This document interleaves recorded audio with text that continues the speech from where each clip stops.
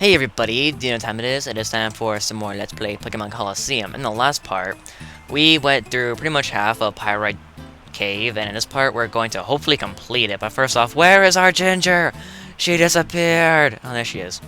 Alright, yeah, it's just so much fun to get her stuck behind stuff like that. It's so easy too. Just like, come on. Alright, fine, I can't do it on camera now, but off camera I did actually go back and fight that one trainer. It made me feel OCD. He actually had 4 Lotads, which is like the best team ever. I want to try using that team online. Like in competitive battling and post it on YouTube and be like, ha, I sweeped people with Lotad, I'm cool.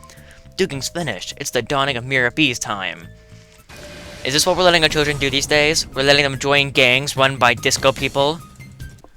That was the most amazing battle ever. Alright, just wanted to mention. Off camera, I switched to Mantine and Mischievous because I felt that Umbreon and Espeon got enough level up, so hopefully now when I purify Mantine and Mischievous, they'll get a few as well. So, I don't know. I'm thinking we'll be in here. I'm thinking in this episode we'll get to the end, and then in the next episode we'll take on the boss, and then of course we have another trainer. Now this one, I believe this one does have a Shadow Pokemon. Yes, he does. Okay.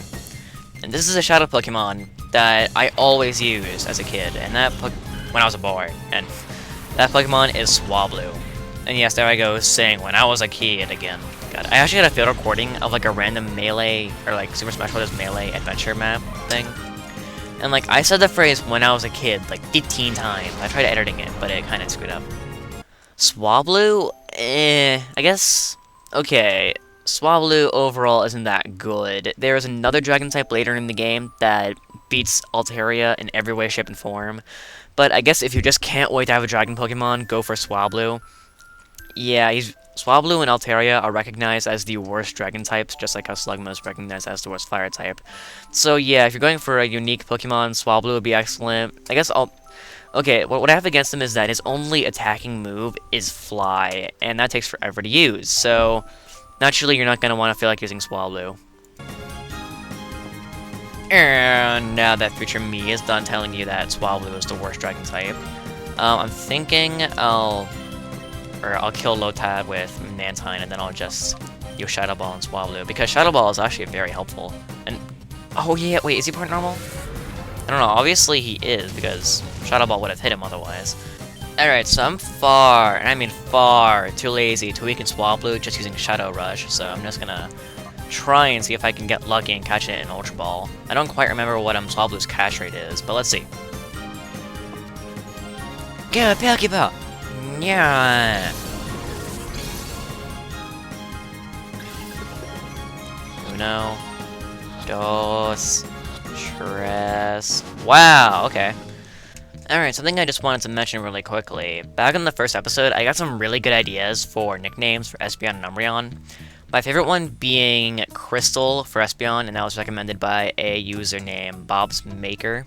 I will probably use that nickname. I actually like that quite a bit. It's a lot better than my other idea, which is so bad that I literally forgot it.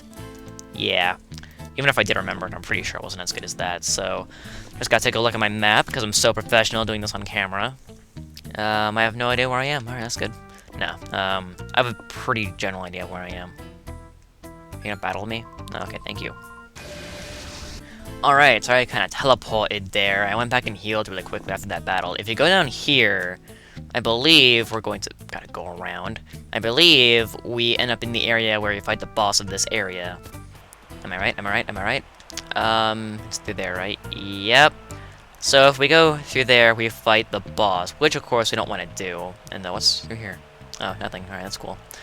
So, yeah, it's kind of optional that you go through and get a few items before fighting the boss. I'm of course going to do that because I'm OCD. Yeah, so something that I've been starting to do in Pokemon, well, not Pokemon LPs, but Pokemon playthroughs, is I'm more OCD than ever. Like, I'll even go as far as to battle every trainer and also to oh, what? Oh wow, I never knew this was here. One explosion. Wow. I never knew that. Wow, I was looking at the map and I was wondering where this room was, and wow, I didn't know it was there. That's actually very interesting. But yeah, something that I've been doing a lot in my most recent Pokemon playthroughs is I'll go as far as to battle every trainer and get every item before moving on to the next route. Yeah, that just goes to show how OCD I am when playing Pokemon games. I did that in Pokemon Black, and I think my time on that's like 100 hours already. So if we move up here, we get 4 notably good items, and of course we have to battle stupid NPCs. Are you looking for Duking's Pokemon? Could it be beyond here, I wonder? It isn't, because I already showed where it is. Something that I should note, the attack Shadow Rush, despite the fact that it's called Shadow Rush, it isn't technically a ghost type attack. So you can hit normal type Pokemon with it. So I just thought I'd mention that really quickly. Shadow Rush has its own typing, this of course being Shadow, where a Shadow Ball is in the ghost type category, if that makes sense. Alright, so we took out Chaser Mela. And after looking at the map, I figured out that this is pretty much it. We're almost done exploring this cave, which puts my OCD at bay. Now, if we go up there, we fight that trainer, who doesn't have any Shadow Pokemon, and we don't get any items from it, so that's completely optional. I'll probably do that off camera. But if you go this way, I think we do actually run into one trainer. Psh, am I wrong? Am I wrong? Am I wrong? Am I wrong? Oh, I'm right. So this trainer is actually going to have 2 Zigzagoons and a Linoon, which is a kind of weird combination. Oh my god, that battle took forever! I mean, her Linoon was just tanking my Shadow Rushes so badly. I ended up just switching to Espeon and having it use Confusion, which it still tanked really well. It was really annoying. Alright, so here we have 4 items, 1 Zinc. Okay, these are all stat boosting items. I don't know, I guess I could give a brief explanation on these. There is a stat boosting item for each stat: HP, attack, special attack, defense, and speed. These are 4 random ones, I guess. Let's see. Where'd it go? Okay, there it is.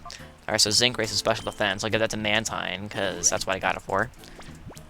Alright, Iron. Not gonna give that to anything. Physical attack and speed. I'm not gonna worry about that right now. But what they do is they instantly raise a Pokemon's stat by 1, and then as they level up, they'll get more of that stat. That could be a little off. I'm pretty sure future me is not gonna feel like editing our detailed explanation in. But unfortunately, I'm gonna have to end the episode off here. So next time on Let's Play Pokemon Colosseum, we're gonna take on the boss of this cave, which, in case you couldn't tell, is Mirror B. Spoilers! And off camera, I'm gonna fight that trainer up there. So I'll see you guys next time, and I apologize if this part was really short because there's a lot of cutting.